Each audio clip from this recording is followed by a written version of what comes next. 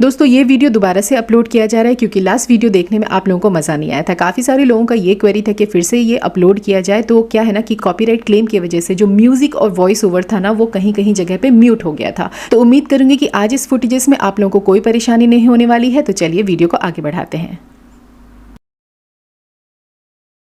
इस बार काफ़ी सालों के बाद मैं अपने मायके गई थी। एक्चुअली मेरे छोटे कज़न ब्रदर की शादी थी। हमारी फैमिली काफ़ी बड़ी है तो हर जगह से लोग आए हुए थे, इकट्ठा हुए थे, तो मिलने मिलाने में टाइम कैसे निकल गया पता ही नहीं लगा। मैं एक्चुअली ये सोच करके गई थी जो भी फंक्शंस मैं वहाँ पे अटेंड करूँगी मैं रील्स बना करके आप लोगों से शेयर करूँगी। लेकिन सच बताऊँ दोस्तों, जब हम इतने सालों के बाद अपने परिवार के साथ मिलते हैं, सभी लोग इकट्ठे जब जुटते हैं ना तो हंसी मजाक होता है, कैमरा उठा करके शूट करने का बिल्कुल भी मन नहीं करता है। और इस बार सच में मैंने रिकॉर्ड ब्रेक कर दिया है। ऑलमोस्ट 1 मंथ होने जा रहे हैं मैंने आप लोगों से वीडियो शेयर नहीं किए हैं, तो इसके लिए मैं सीरियसली आप लोगों से दिल से माफ़ी मांगना चाहती हूँ। लेकिन क्या करूँ यार, मजबूर हूँ और होम सिकनेस है तो जाहिर सी बात है ये चीज़ तो रहेगा ही।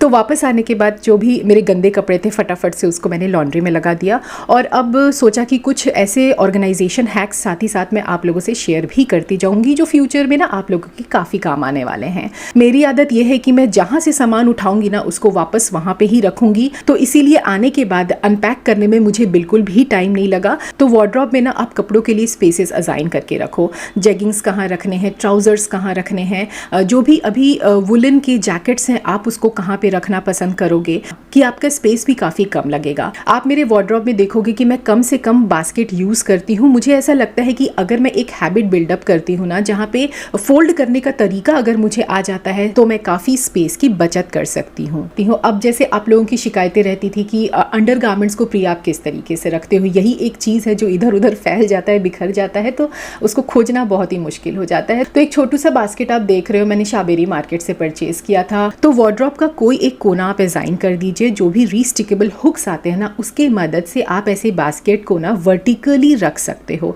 देखो मैंने यहाँ पे 2 रखा है, अगर आप चाहो तो नीचे से शुरू करके जो भी आपका स्पेस है आप उसमें 3-4 बास्केट रख सकते हैं। और सच बात ये भी है दोस्तों कि बना बनाया चीज़ें तो मार्केट में आप लोगों को मिल ही जाएगा, लेकिन अगर आप सस्ते में कोई चीज़ ऑर्गेनाइज कर लेते हो जो डेली बेसिस पे आपके काम आ रहा है तो उससे किफ़ायती बात और क्या हो सकती है।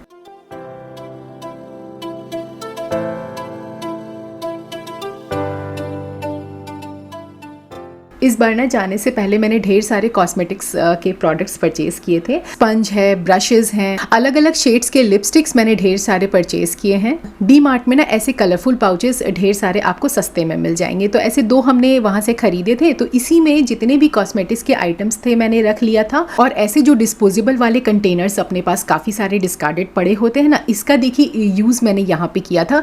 ट्रैवल के टाइम पे जब आप इसको स्ट्रॉली में भर के रखते हो तो आपका स्पेस काफ़ी बच जाता है और इसमें ढेर सारा आइटम्स आ जाता है। तो ऐसे मैंने काफ़ी सारे कलेक्ट करके रखे थे। मेरी बिटिया के ना कलरफुल ऐसे हेयर एक्सेसरीज हैं, मिनी छोटे छोटे जो हेयर क्लिप्स आते हैं ना, वो मैं गई थी सदर बाज़ार तो वहाँ से मैंने परचेज़ किया था। बहुत ही अच्छे अच्छे आइटम्स इस बार मैंने कलेक्ट किए हैं वहाँ से।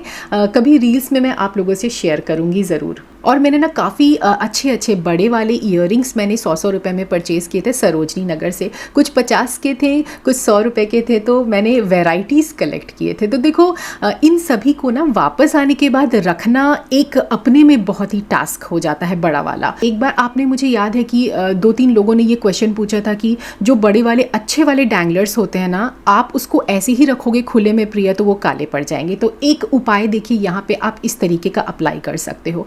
मिठाई के डब्बे थे मेरे पास पड़े हुए, तो मोटे वाले जो कॉटन के कपड़े हैं ना उसको कट करके इस तरीके से आप ईयरिंग्स उसमें फंसा करके ना ढेर सारे यहाँ पे आप इकट्ठे रख सकते हैं। जब कभी भी आपको लेना हो निकालना बहुत ही आसान हो जाता है। तो ये एक मेरा आइडिया है, आप कैसे रखते हो प्लीज़ मुझे कॉमेंट करके ज़रूर बताइएगा।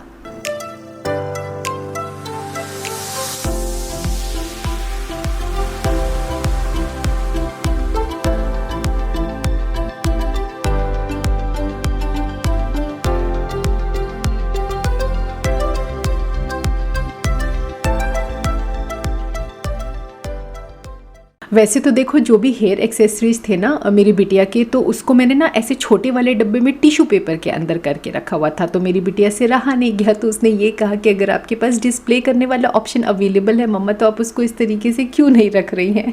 तो भाई अब ऐसा है, इससे ये पता चलता है कि मेरी बिटिया काफ़ी समझदार हो गई है, बड़ी हो गई है। अब मम्मा की गलती भाई, चीज़ें अगर उसकी है तो मुझे उससे भी राय लेना ज़रूरी था, है ना। लेकिन सच बताऊँ तो मेरे वाले से ज़्यादा अच्छा मेरी बिटिया का आइडिया लग रहा है। आप लोगों का क्या कहना है कमेंट करके ज़रूर बताना।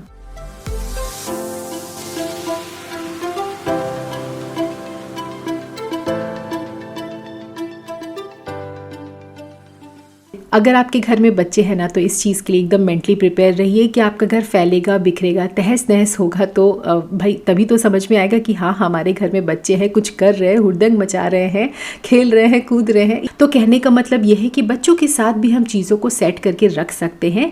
थोड़े थोड़े तो देखिए वो स्कूल में सीखते ही हैं, तो एक प्रैक्टिकल लेसन अपने बच्चों को घर पर भी देने की ज़रूरत है। इसके लिए ना आपको इन्वेस्ट कुछ भी करना नहीं है। तो भी आपके पास डिस्पोजेबल कंटेनर्स हैं, जैसे कि अगर बच्चे आपके पेंसिल्स यूज़ करते हैं, कलर पेन्स यूज़ करते हैं, रबर और कुछ भी ऐसी चीज़ें यूज़ करते हैं, तो हर छोटी बड़ी चीज़ों के लिए ना आप ऑर्गेनाइज़र सेट करके रख दीजिए। एक बार नहीं, कई बार बच्चों को बताने की ज़रूरत पड़ती है, कई बार तो हैबिट बिल्डअप करना पड़ता है। तो ये क्या है ना दोस्तों कि एक दिन का प्रोसेस नहीं है। तो आप लोग जैसे पूछते हो ना कि आपका घर इतना ऑर्गेनाइज्ड क्यों रहता है, नीट एंड क्लीन क्यों रहता है, हर दिन डेली बेसिस पे मुझे इतना समय कैसे मिल जाता है, मैं और चीज़ कैसे कर लेती हूँ। तो यही एकमात्र रीजन है। मैंने अपनी बिटिया को सिखाया है डेली बेसिस पे जो भी सामान वो उठाती है उसको प्रॉपर जगह पे रखने का एक जो हैबिट है ना, वो मैंने धीरे धीरे करके उसको बिल्डअप किया है। और इसके लिए मैंने एकदम बेसिक से शुरू किया था। जो भी मेरे पास कंटेनर्स खाली पड़े हुए थे, बस वही चीज़ को मैं उसके वार्डरोब में रख देती थी। ऑर्गेनाइज्ड रहता था। तो देखो ब्रेन भी आपका वही चीज़ कैप्चर करेगा जो चीज़ आप सामने देखोगे होते हुए या करते हुए। तो ये सारी चीज़ें मैंने पेशेंसफुली हैंडल किया है, तब जा करके आज के डेट में ना मुझे अच्छा खासा रिजल्ट मिल रहा है।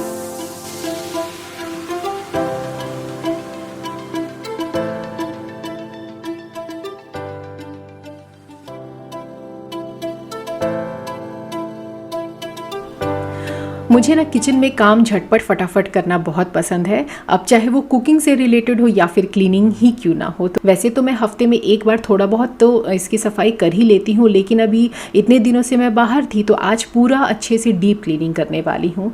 आप में से ना काफ़ी सारे लोगों का क्वेरी आया था कि प्रिया आप यहाँ पे लाइनर क्यों नहीं इस्तेमाल करते हो, न्यूज़पेपर क्यों रखते हो। सबसे पहले तो मैं आपको ये बोलूँगी कि देखिए मेरे लिए ना ये काफ़ी इनएक्सपेंसिव है, अफोर्डेबल है और काफ़ी हैंडी भी है। जब कभी भी मुझे लगता है सफाई करने की ज़रूरत है, मुझे सिर्फ इसको चेंज करना होता है। थोड़ा सा टाइम मैं अपने दिमाग में रखती हूँ, क्योंकि अगर मैं लाइनर इस्तेमाल करूँगी ना तो उसको भी साफ़ करके फिर से वापस रखने की ज़रूरत पड़ती है। दूसरी बात यह है कि थोड़ा बहुत इधर उधर चीज़ें अगर आप रखोगे तो हल्का फुल्का सा मतलब रखने के टाइम पे इधर उधर हो जाता है। न्यूज़पेपर लाइनर्स में ऐसे नहीं होते हैं, लेकिन मैं इसको मैनेज कर लेती हूँ, मेरे लिए ये सुविधाजनक है। दूसरी बात यह है कि जो भी बैड ओडर होते हैं ना, फ्रिज के अंदर का जो स्टिंकी स्मेल होता है, न्यूज़पेपर के हेल्प से वो एब्जॉर्ब हो जाते हैं। अगर कभी फ्रिज में थोड़ा बहुत दाग धब्बे ऐसे स्टेन्स रहते हैं जो निकलते नहीं है, तो मैं लिक्विड जेल के हेल्प से इसको साफ़ करती हूँ। लेकिन आज सिर्फ मैं डिसइंफेक्ट कर रही हूँ। उसके लिए मैंने थोड़ा सा पानी, विनेगर और नींबू मिक्स करके बस एक हल्का सा जो सॉल्यूशन होता है ना, वो बना करके स्प्रे कर दिया है। लेमन के हेल्प से ना काफ़ी रिफ्रेशिंग स्मेल भी आता है और आपका जो फ्रिज है ना बहुत अच्छे से चमक भी जाता है इस सॉल्यूशन के हेल्प से।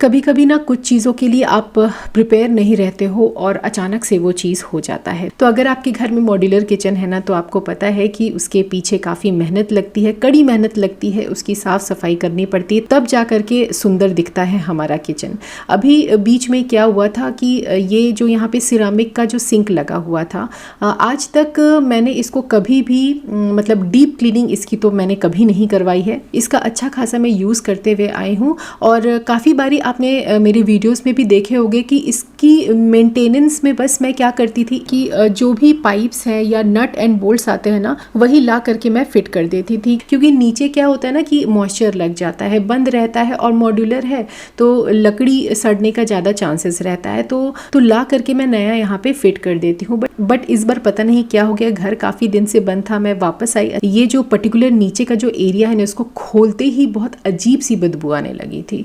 तो मुझे प्लम्बर वाले भैया को बुला करके वही इसकी साफ़ सफाई करानी पड़ रही है। और ये जो फैंसी वाला जो सिरामिक का सिंक आप देख रहे हो, ये ना सब कुछ इसमें ना बाकायदा फिट रहता है।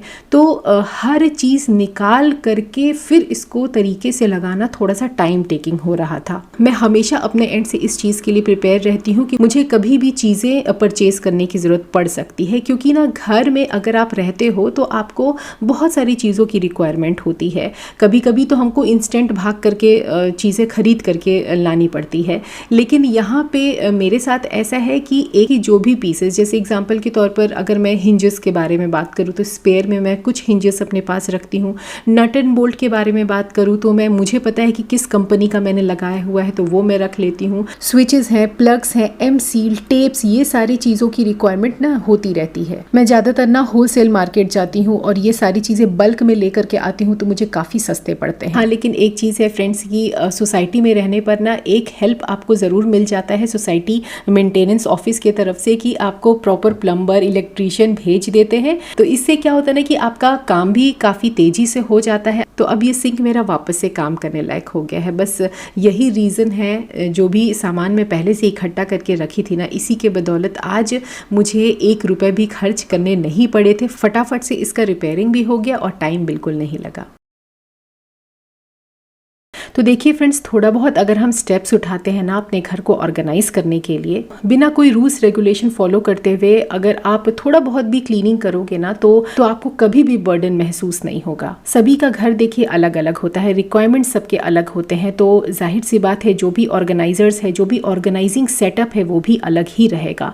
तो किसी का देख करके, या मैं अगर ये कहूँ कि ये आपको इम्प्लीमेंट करना है, ऐसा ना करके ना आप बेफिक्र हो करके अपना एक प्रॉपर स्केड्यूल मेंटेन करोगे, अपने लिए अगर आप ऑर्गेनाइज करोगे जिससे कि आप सेटिस्फाई हो सके ना, तो देखना वो आपके लिए काफ़ी हेल्पफुल रहेगा, काफ़ी असरदार रहेगा। चलिए आज के लिए बस इतना ही। उम्मीद करती हूँ कि इस वीडियो के माध्यम से आप लोगों को कुछ तो भी हेल्प मिला होगा। अगर ऐसा है, अगर आपको पसंद भी आ रहा है ये कंटेंट, तो प्लीज़ लाइक ज़रूर कर दीजिएगा। और अगर आप लोग नए हैं तो हमारे चैनल को बिना सब्सक्राइब किए जाइएगा मत। फिर मिलते हैं एक अलग सा वीडियो लेकर के। Till then take care and bye bye friends.